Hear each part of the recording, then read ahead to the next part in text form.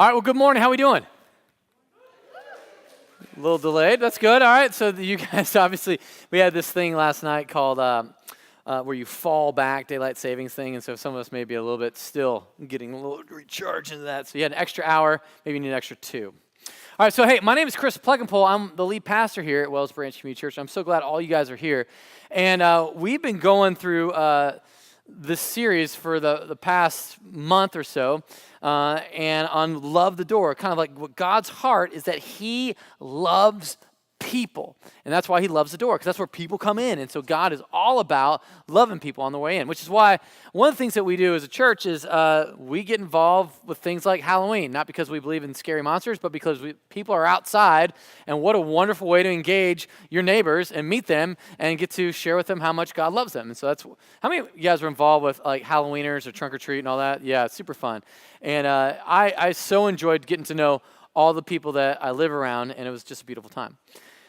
Now, this past week, we're also kind of getting things ready to move into the new facility. And so I've been packing up a lot of things, and this one item in particular is one that may not go with me. I don't know if you guys know this, but I'm a big fan of free things. Are you guys a fan of free things? All right, so what do I mean by that is I like scour Google Group and especially the Wells Branch Google Group because people are giving away free stuff all the time. It's like a treasure trove out there of free stuff. So if you were going to Live for More Center, which is where our offices are, there are 2 free desks sitting in the middle of the room with another free dinner table sitting right next to that.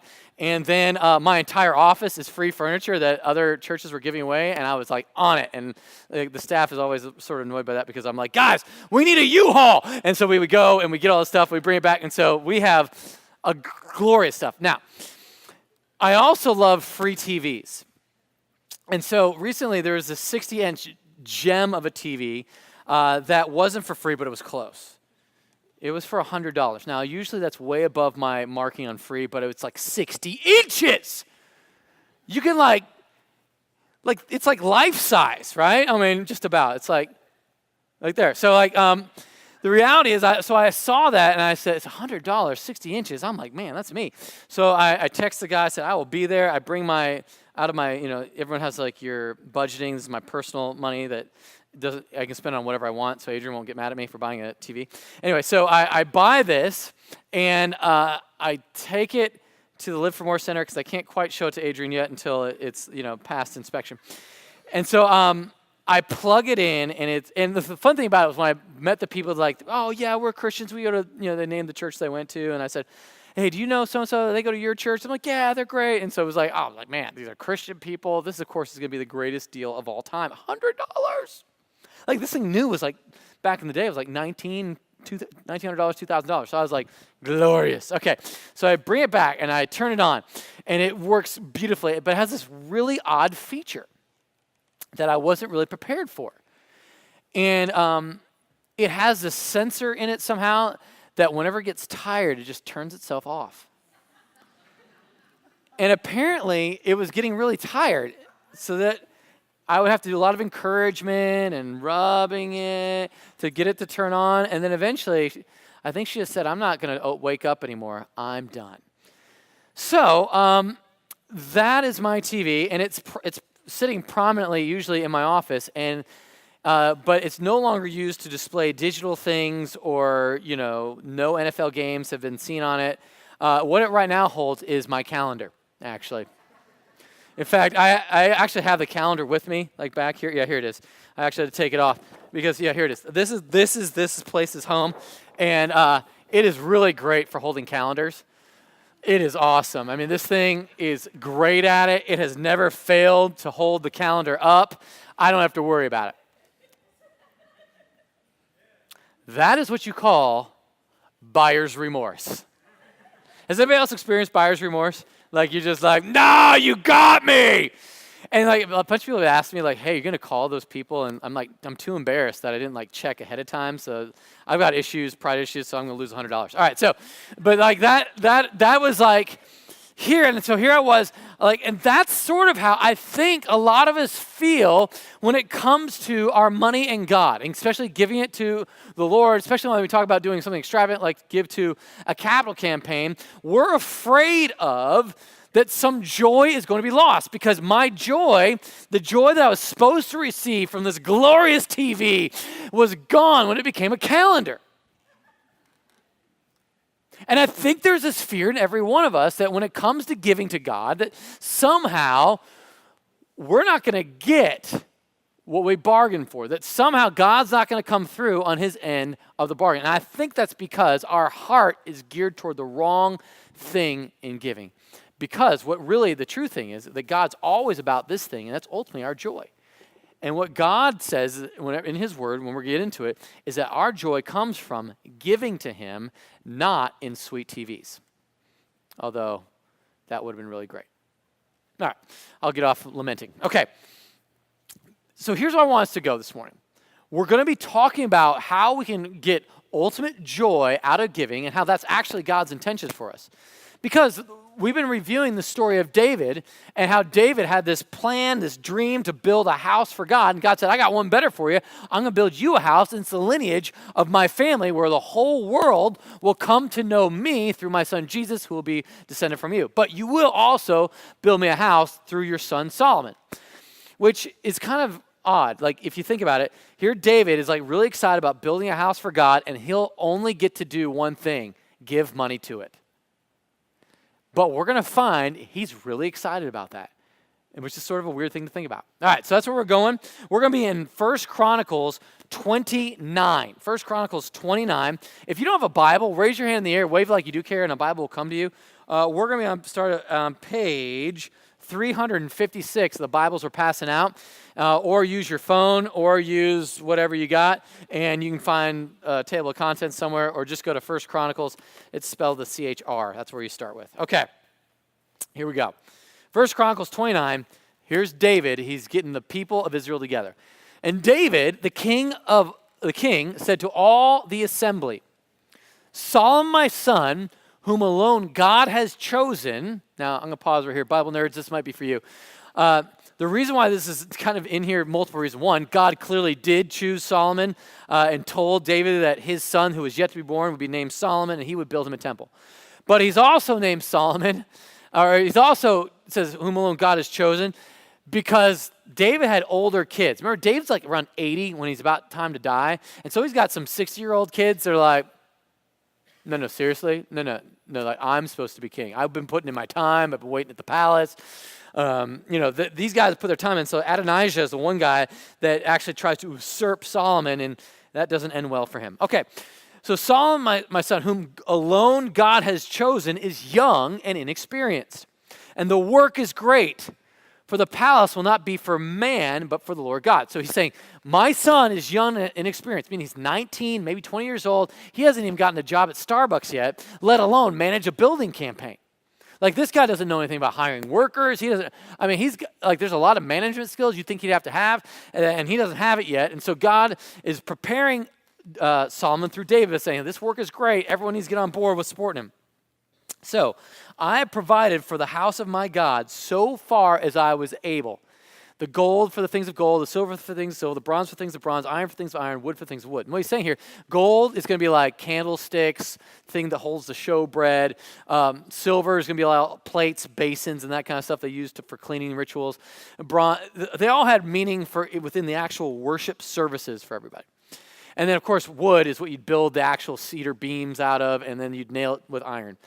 And when we went through this last week, it roughly came out to be $154 billion that God had provided through David. And so it's kind of like the national treasury of Israel. And he said, like, listen, I've set aside $154 billion out of the treasury for this building campaign, which you got to be thinking about. That's a lot of money. That's a lot. Of all these precious stones, all that $154 billion, which you think that would pretty much encompass any building, even Cowboy Stadium, right? Like, nobody's thinking, I don't know, that's going to cover it, especially in the ancient Near Eastern world. Moreover, in addition to all that I provided for the holy house, I have a treasure of my own. So I want you to hear this. So the National Treasury has got $154 billion set aside for it, but I'm also personally going to contribute. All right? And because of my devotion to the house of my God, I gave it to the house of my God. 3,000 talents of gold, and he goes into all the lists. You know how much that, so he's going to give 154 billion out of like the national treasury, and then he's going to give how much? 5 billion out of his own personal wealth. Like, man. All right, listen, when you have 154 billion, do you really need 5 more? Like if you had 154 billion to build a building, you're like, I don't know if 154 is going to cover it. I need 5 more billion. I don't think anybody would be like, David, don't worry about it. I think you got it covered there. But he doesn't do that. David personally, from his own wealth, from the college fund for Solomon, from like Solomon's kids and like all that, instead of going to them, he says, I want to put this towards this temple. Now watch. Here's why. See, David's devotion led him to give all he was able, and that resulted in joy. And we're verse 9. Look at, skip down to verse 9. It says, and David the king also rejoiced greatly. This gave him great joy to do it. But here's what's weird for me. Is anybody else weirded out by the fact that he's like listing out exactly how much gold and where the gold was from? Like the gold of Ophir was like that was a big deal for him to give from there. Very valuable, very precious. And he's saying, hey, I'm giving 5 billion. Now, there's a part of me that when I read that, I think about Jesus. You remember when Jesus like, hey, beware of practicing your righteousness before other people in order to be seen by them, for then you will have no reward from your Father in heaven? I mean, isn't it like in the Bible, like your giving whenever you give to the needy, your giving should be in secret. Don't let your right hand know what your left hand is doing. I think we've all heard that. And here's David. I don't want to say he's flaunting it, but he's clearly saying, very direct. There's no hidden stuff. It's like, here, I'm putting $5 billion on the table. So what do we say to that? Well, I think part of that is our misunderstanding. Matthew 6 clearly has this, don't give, because you know who's going to get the glory. If your intention is to give the glory to you, then make sure you do it in secret so you don't let your heart run astray. Because in Matthew 5 it says, you're the light of the world. A city on a hill can't be hidden, nor do people put a light a lamp and then put it under a basket. But this is the way it said, let your light so shine among others so that they may see your good works and then give glory to your Father who is in heaven. Do you see the difference there? I think this is important to just kind of just wrestle with for a second. Do you tell people about what you give, or is it a big secret? When you say, I'm giving $5 billion, there's this part of you that says like, yeah, what's up? $5 billion. Then you should probably keep that secret. That way you won't lose your reward. Because did David lose his reward when he told everybody? I just gave $5 billion. No, he didn't lose the reward. You know what his reward was? Great joy. That's all he wanted. He wasn't looking for the $5 billion investment to turn into $50 billion. This was like, I'm giving to the glory of God, and I want to teach people what it is to sacrificially give. Now, I wanted to bring a couple up here that have been very generous and then very public about what they've been giving. That's Dave and Kelly Sheffield. So Dave and Kelly are going to come up, and they're going to teach us a little bit. Yeah. We love Dave and Kelly. And they're going to teach us a little bit about what it is to just be involved in the capital campaign. Because here's the thing. I am ignorant and somewhat live in this innocent world. It's all going to work out when it comes to giving. And I wanted Dave and Kelly to come up and share just from their own personal experiences what it is to be givers and kind of what that looks like. So Dave, Kelly, would you just kind of tell us a little bit about yourselves, and how many capital campaigns have you guys been a part of? So I'm Dave Sheffield. This is Kelly. We've been with the church from the beginning. Been married for almost 22 years. Been in Wells Branch that entire time. We just met our new friend Dolly over here that's been here longer in Wells Branch. Hard to believe. We have 3 kids, one off at college at A&M, and Caleb and Leah are still with us. Good to hear there's still Aggies here. This is our 5th campaign. Okay, so you shared with the community group shepherds and the elders, you kind of helped us figure out as we were planning and what we should be giving, you took us through different like ways of thinking through giving, but one of the prominent pieces was like someone who shared publicly. In fact, the pastor of Hill Country Pflugerville shared in a public way what he was giving and how that inspired you and really maybe taught you. Can you explain that a little bit? Yeah, just a little backdrop. So this was 14 years ago. We called it the Life-Changing Harvest at Hill Country Bible Church, Pflugerville. And it was when they were in a leased site and moving into buying land and building a building. And so, real quick, for those of you who don't know, we're part of Hill Country Bible Church. Pflugerville planted us. So it's not like we stole Dave. They gave him willingly. Right, go ahead. So this was the start of that campaign. And we had done one before, but not like this one. It was a lot more serious, or it felt heavier. I don't know how to put that, but we were doing a lot of the same things that we're doing here. We were doing a study, we were praying, we were looking for what God would have us give. That one was a little bit longer campaign. It was going to be over 3 years, so we were trying to decide what God would have us give over 3 years. And at a point in the campaign, I'm not exactly sure what the forum was, but the elders and Danny Box, the senior pastor, were up on stage talking through their own thought process of how they were deciding what to give. And Danny shared that he and Kathy had decided to give the equivalent of 1 year's salary over that 3-year period of time. So you're all doing math in your head now, thinking about that would be with your salary, what that would be over 3 years. That's exactly what we were doing, sitting there listening to that. That was a much bigger number than I had in mind going into this. And that became my new top-down, what I thought God was saying that we should try and give. So that was really inspirational for me to hear that from the pastor, that's what he was doing, and it inspired me to And Kelly, can you reach talk out. about how that affected you when Dave said, hey, guess what?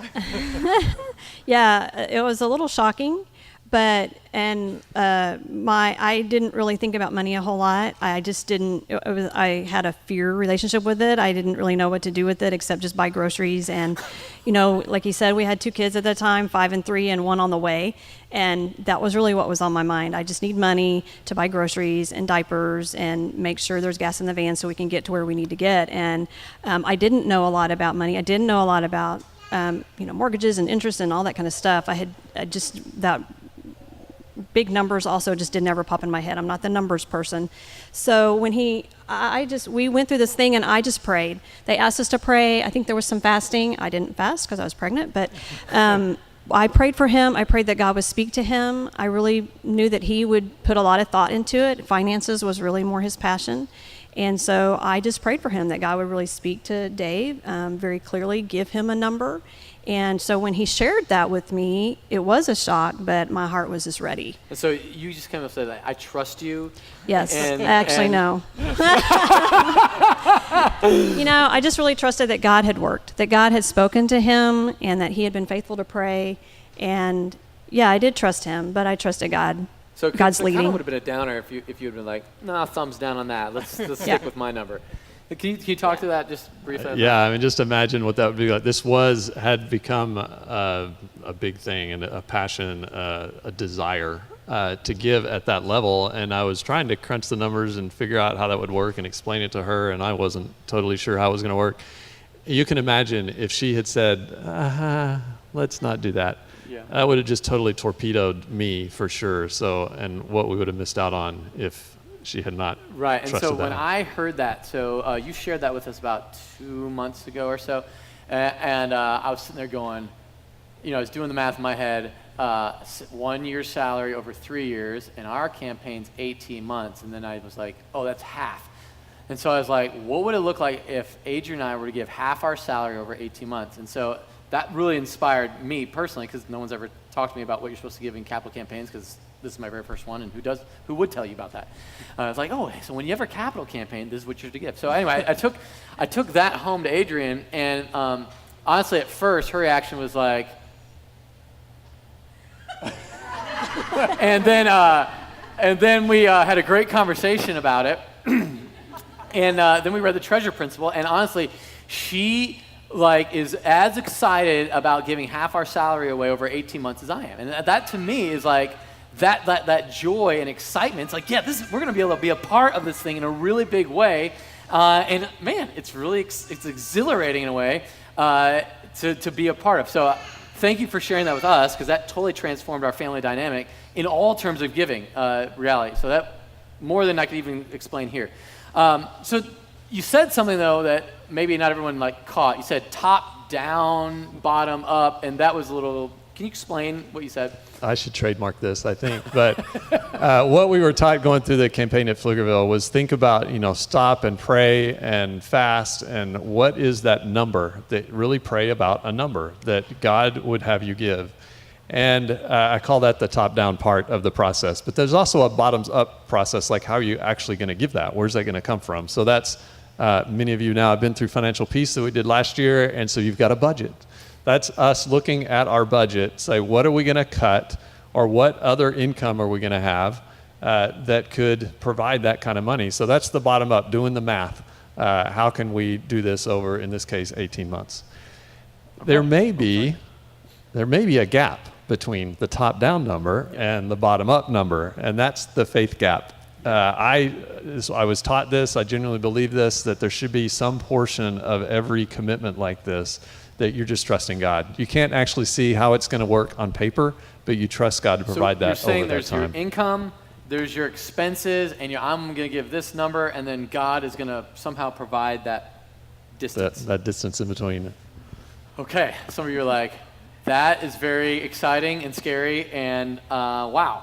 But I think that's the beauty of it, right? Without faith, it's impossible to please God. And so that's a part of this, that we're walking by faith. And here's what's really cool. I want you, just going back to 1 Chronicles 29, look at 1 Chronicles 29, 5b. David, after he's kind of listed off his $5 billion that he's giving, he's like, and what about you guys? Who then will offer willing? Now, this is huge. I want everyone to focus on this. David is a king. Kings can levy taxes, and they don't need congressional approval for any tax reform bill there is. They just say, here's what it is. And so he could have said, give me your money, that's how we're going to roll, okay? And everyone would have been like, yay, another tax, go temple, right? But this is not a tax. Look at this. In fact, everyone look at your neighbor and say, not a tax. All right, this is going to happen 3 times where this phrase is going to come up. This is a free will offering, which means, you know what's so great about free will offerings? No guilt. No guilt. Isn't everyone happy by that? So let's let some air back in the room. All right. This is fun. This is like an opportunity. This is going to be exciting. All right. If you're like, I'm not giving a dime. Great. Not a tax. Okay, but here it is. I want you to see it. It says, who then will offer willingly, consecrating himself today to the Lord? Now, how many guys have used the word, I'm going to consecrate myself? How many guys have used that word in the past week? Nobody? All right. Here's what consecrate means. It means to devote oneself exclusively to a particular purpose. Okay. You know who did that recently? The Houston Astros. Huh? Houston? All right. Now listen. Back in 2013, they were the worst team in baseball. Like the butt of every joke was the Houston Astros. You just say something, the Houston Astros, everybody would laugh because they are, well, you're like, are they still a team? You're like, I think there's they're JV teams that could take them. So what happened is that they fired the GM, got a new GM, and he devoted himself to getting decent players that didn't stink. And then these players worked together, worked hard, and George Springer came on, and that guy who's an MVP dedicated his life, and he had a huge investment, personal, time-wise, and financially for this. Listen, here's the thing about this. When it comes to consecration, you can give money without consecrating yourself, but you cannot consecrate yourself without putting something financially to it. Did you guys know that? Like think about devoting yourself to anything. It always takes a financial burden. Like if I want to be a doctor, that's going to be a financial burden that you're going to incur initially. Am I right? That's just how that goes. And so I wanted you to sort of think about that. He's offering a guilt-free to come consecrate yourselves, but when you consecrate yourself, there is a part of financial burden that you're going to be sharing. All right. So I wanted you to see that in those kind of terms. He's saying, hey, here's an opportunity. Look, I'm experiencing joy for this. I've been so excited about this. I want you to experience the same joy. And so David offered God's people the opportunity to consecrate themselves and experience the joy of giving. So I wanted to, Dave, Kelly, as we're talking about this thing of not having buyer's remorse, right? Would you share what it was like that first time that you kind of went all in on that capital campaign? And specifically, how did consecrating yourself financially lead to life change and then specifically no buyer's remorse joy? Right. It was that same campaign where we made that commitment, but you really need to understand some backstory before I can explain that. I was a hoarder, meaning I was trying to amass a fortune. I started in college with investing in the stock market, learned some painful lessons, and then got better at it. And so at the time of this life-changing harvest, when that number Danny Box had shared kind of inspired me, we had all these accounts sitting around that were meant for no other purpose other than to amass this fortune. And so there was really two things going on. One is the inspiration to give, but also some conviction of this hoarding that I had in my flesh. And so when I was doing the math, the bottom-up part, trying to reach that top-down number, it wasn't adding up, and I realized I was going to have to dig into all these accounts that were going to make me wealthy in the future. And so it was honestly freeing. I changed the whole strategy. We weren't trying to build a fortune. Instead, yes, we have savings for retirement and college that we're now tapping into, and then short-term for cars and for home improvement. But everything that we're saving for has a purpose. It's not just there to grow a fortune. And so we switched strategies at that time during the life-changing harvest, gave the rest to the campaign. And it's simplified things, honestly, and it's totally freeing. So buyer's remorse, absolutely not. How about you, Kelly? No, well, for me, like I said, my money, I just didn't think about a whole lot. And as far as giving, I grew up in the church, so we gave, put in the offering plate. But when I was on my own and working, I really didn't have a plan for giving. I might get up, get ready to go to church and think, I hadn't given in a while, so I'll write a check and put it in the offering plate, and not really think too much about how much I was giving or anything. So I wasn't very intentional in it. So going through the life-changing harvest, we went through a study, we delved into the Bible, we looked at the principles of stewardship, just the idea that the earth is the Lord's and everything in it, and that we're managers. And so my perspective on money, how I looked at it really changed. I started to see it not just as something God gave me to meet my needs for me to use, but it was more, seed that he was giving me to sow so that he could grow a harvest that was way beyond what I could imagine. Wow. So tell me this, guys. I mean, after so many campaigns and giving extravagantly as you have, do you guys have any money left? Are you guys going to Round Rock Surfing Center for lunch every day? I mean, what is going on? How are you able to function? Yeah, I actually bought this skirt at Goodwill, so yeah. You can make it work. We just have really skinny kids, but it works out fine. That's actually true, but no, it is interesting. I mean, it's actually a real thing. We did go all in at the life-changing harvest, and then God called us to go plant this church, and it was actually less than 2 years after we finished paying for the life-changing harvest. And so when we're planting this church, there was a mini campaign, if you will, where we pledged what we were going to give the first year, and we were going to give these first fruits gift at the charter service. And from the time we committed, which was about 9 months before we were going to have that charter service, I was thinking about this. I want to give a significant first fruits gift, but we didn't have any money. Hold on, you said you want to give, why? Can you get into that? Just maybe you're going to get there later, but I want you to hone in why. I mean, that sounds like everyone else hears you say that and like, what? It's partly just the experience. There is a true joy that comes from giving at that level that you can't explain unless you've done it, maybe. I don't know. Yeah, when you saw what God did before, you kind of go, ooh, that was kind of fun. Let's try that again. So there I was. I had that desire 9 months out, and we didn't have any money. What I did have was some worthless stock options. So this was back in around the .com era, right? I worked for IBM, and they gave us stock options to keep us working there. And so there was the .com boom, and then there was the .com bust. So they gave us the options during the boom, and then the bust came, and they were worthless. So I had a stock price of $110 a share, 1,000 shares at $110 a share. The stock price was at 80. So that wasn't going to work well. But that's what it was when we started, when we made the commitment to join the plant. 9 months later, the stock price went from 80 to $120. So a 50% increase in 9 months. God manipulated the stock market just so the Sheffields could give a first fruits to the Wells Branch Community Church first fruits offering. So yeah, I was able to cash in those what were worthless stock options into something that I felt like was significant, and it literally came from nothing. Wow, and like that's the faith gap, like principle right there. Absolutely.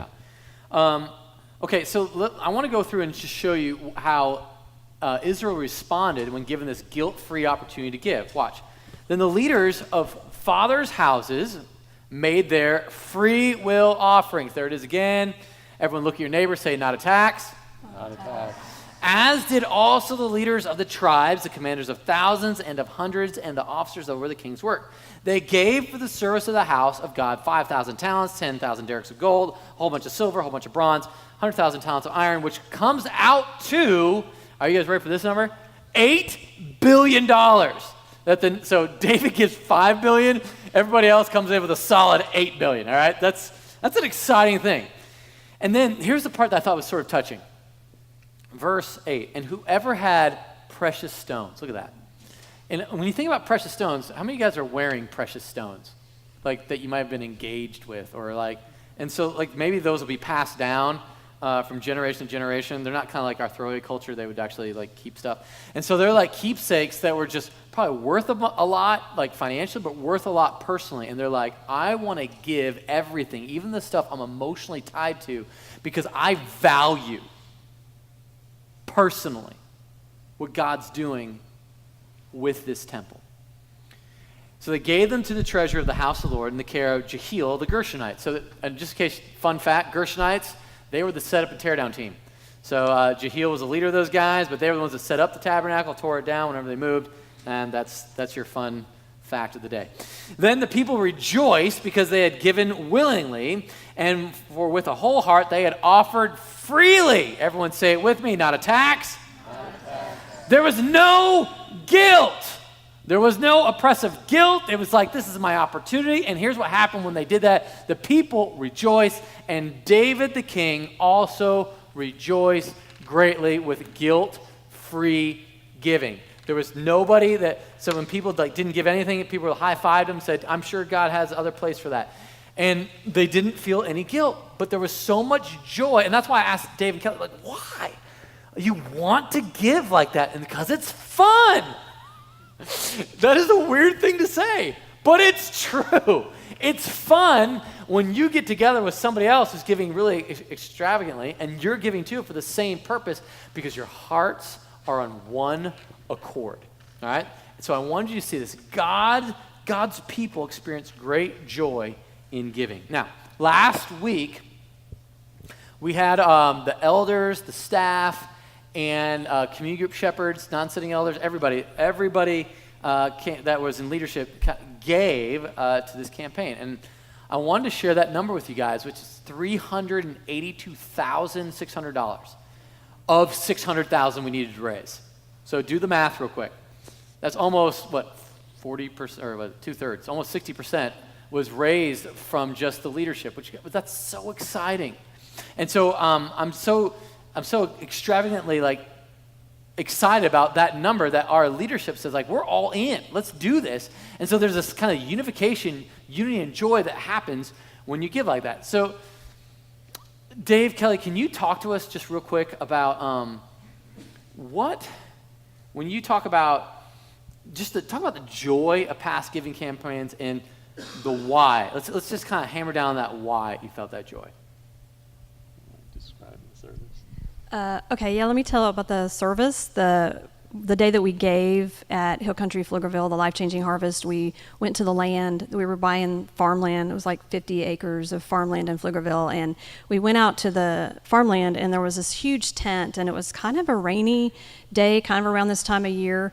And they had hay everywhere. There was hay. I don't know. Were you there? Yeah. So there was, I don't know if Jeff was there, but Stephanie was. There was hay so that we could walk from the street where we parked across the mud. There was hay to walk on so we wouldn't get all in the mud, and there were hay bales and stuff in there. And I think they brought out seed bags for each, like 100,000 or whatever it was. I don't remember, and it was really cool. But yeah, it was just really exciting, and I just like the first service. I got tingles too. But you go in, and it's just there's just this air of expectancy. Everybody knew, everybody had been praying, everybody had been seeking God, and there was just this air of expectancy. You know, what is God going to do? We're all wondering, and it was just a really neat experience. Yeah, I'll just add to that, the feeling that we had in worshiping, I count that as one of my biggest worship experiences. What I think is rooted in the fact that we had gone through this process faithfully. We had prayed about it, and we felt like we were doing what God called us to do. So for at least one time in my life, I felt like I was squarely in the middle of God's will for where we were supposed to be, and I was surrounded by people who had done the same thing. We'd gone through it as a community group and as a church, trying to be open and honest about what we were doing. And so just to worship God in that environment, people from the outside, they're driving by, they see this huge tent in the middle of a hayfield and people singing, and the sound was going out, and it was raining, and we're like, what in the world? But to me, again, one of my greatest worship experiences was doing that as a body of believers. I love that. And then tell me, just how you've seen that produce joy just beyond just that one moment experience at that service. Well, I was thinking about this when they said he had committed us to do this like a month ago. I was thinking, gosh, it's just a building. I mean, I don't really know what to say. It was a building, did God really use that building? And I was thinking on it over the past few weeks, and I thought, yeah, he really did. Number one, people that were inside that building getting trained went and planted churches. Hutto Bible Church, City View, and I think City View's planted a church also, and then Wells Branch, and then Eastside, and how many people have been reached through those church plants?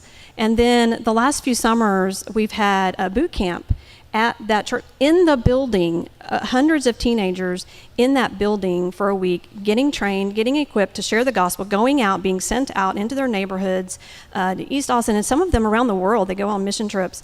And our 3 kids have been, one of our dreams was they would always be involved in Backyard Bible Club someday, be student leaders, and they've been there, housed in that building, getting trained and getting equipped. And how many kids and families have heard the gospel because we had a place that we could have boot camp that was less expensive than traveling to another town. And so, I get to go. The last 3 summers, I've been there serving food to all those teenagers, and it's just, I cannot wait for next summer to go to boot camp. Right, Patty? Because it is just like the joy that I feel seeing all those teenagers. A lot of them I taught in Sunday school too, so it's kind of neat. But yeah, one memory that might hit closer to home for those that aren't aware of Hill Country Pflugerville is a memory I have first kneeling and praying with 6 other men, the elders of Hill Country Pflugerville, before we took a vote to plant a church that later became Wells Branch Community Church. That room where we voted looks out on that land where that tent was, where we were worshiping several years before. That's powerful. And so let's talk about our current capital campaign. It's called Love the Door, if you haven't been tuned into this big door behind me. Can you paint a picture of how Commitment Sunday will work next week and any logistics as we're going forward? If you don't know what we're doing, the Roost and the building next to it is about 13,000 square feet, where we're going to have a worship opportunity, an incredible children's ministry experience, and it's going to be right in the heart of Wells Branch, which is right in the heart of North Austin, that reaches the epicenter of ministry. We're asking God to bring people to find him. And so how are we ultimately going to do that? Dave, can you just help us out with the logistical part? Sure, let me change hats to Capital Campaign Team. Pick up your card, if you will. Everyone should have one on their seat. This is key. So next week, we're going to have our regular 2 services. We talked about lots of different things we might do, but it'll be our regular 2 services. Come to whichever one works for you, but bring this card. And if I can, let me walk you through. There have been questions about the card. Maybe we oversimplified it. I don't know. But the numbers on here, the first number you see, a one-time first fruits offering to be given on November 12th. That's the first fruits offering that you'll bring with you next week that you're going to put in the special offering box up front. So cash or check, if you're allergic to those things, you can give online. Check in the box is a powerful experience, though, just saying. Bring this back with you. With that box reflects how much you're giving next Sunday. That's the first fruits line. The rest is what you're committed to giving over the next 18 months. So that goes all the way out actually to June of 2019. So you pray through that. What is that number? You work through the top down, bottom up, and that faith gap. What's that number that you're going to give beyond the first fruits? And then the last box, you just add those two numbers together. What we don't need on the card is how much you're going to give per month or per week or every quarter or anything like that. Just add all those up and put that one number down up for what's going to give over the next 18 months. When you sign it, be sure and print your name too, in case you don't sign legibly like me. So that's what happens next week. 2 services, come to whichever one. Between now and then, do participate in the fast and the pray with the elders. It's part of the process. Keep working through the treasure principle with your community group. Come and commit next week, and then you're going to be waiting, right? You're all going to be waiting. What is the number? What did we all give? Just like they announced here. Keep waiting in anticipation, because we're going to wait until the following week, November 19th, to announce that number. So come back then. Again, 2 services. You can come to any service. If you come to first service, you're sworn to secrecy. So you guys coming in second hour won't hear the number until you're in here. Yeah, and then other question that I know is burning in people's minds. Where are we at with the lease? Is the thing signed yet? Well, the short answer, no. Longer answer is we have agreed to all the main things, and we're working out, like, in case of gross negligence, like those kind of like fine print things, we're debating that right now. And so lawyers are having field days and having fun with all that. And so soon, any day now, that lease should be knocked out and signed. If you have any questions about that, Dave and Kelly and Brad and Megan, I think, are all going to be in the hospitality room where you got coffee, and they're going to be answering all questions for as long as you want to be here after the service. So thank you, Dave, Kelly, for your time and for sharing. And that's amazing. Can you guys give me a hand? Well,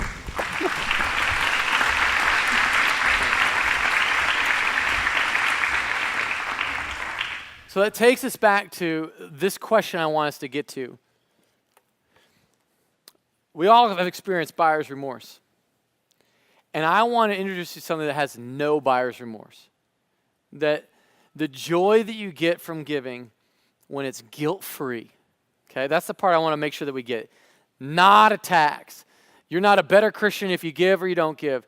It's just that you get to be a part of this incredible experience of watching God do something great. And because you know what? You know the whole reason we're here? It's not to build buildings. We don't care about building buildings. We don't care about leasing buildings. That building that we're going to be used, we may not even be in that building 5 years from now or 7 years from now. It might be torn to the ground for all we know. The temple eventually was torn to the ground. It does not exist today, even after $168 billion worth of investment. Okay? Nothing is permanent this side of heaven, which is why the whole reason we're doing this is to give people more opportunity to hear, see, and respond to the gospel. Because there's somebody out there that's they just got through a breakup. They're wondering if anybody cares. They're wondering if anybody loves it. Felt with the death of a family member. They've just gone through divorce. They've gone through addiction. They're going through some unbelievable sense of loneliness that no amount of money could ever satisfy me. And what am I here for? And we have answers. And that answer is that God sent his son, Jesus. And he died on that cross for the people in pain and the people in chains. And he rose from the dead so that we could have life here and in the hereafter. And this morning, if there's somebody here who doesn't know Jesus, who has never been saved, my heart breaks for you. And I'm praying that God will reveal to you that he sent his son Jesus to die on that cross and that he rose from the dead so you can have eternal life. In fact, we're going to spend a whole lot of money so that you can have that opportunity. Because listen, this building isn't for the people in this building. It's for the people who are going to come. It's for the people who need to hear, that we could be trained and sent, and that we could preach the gospel and it could be heard. So that is why we spend a lot of money, not for our own glory, but for the glory of God, and that he might save someone through that. And if you are a Christian here this morning, our heart's cry is that you would get on board and join us in this thing of joy. of this hedonistic pleasure of taking pleasure in God's glory and giving ourselves fully to Him. Would you guys pray with me?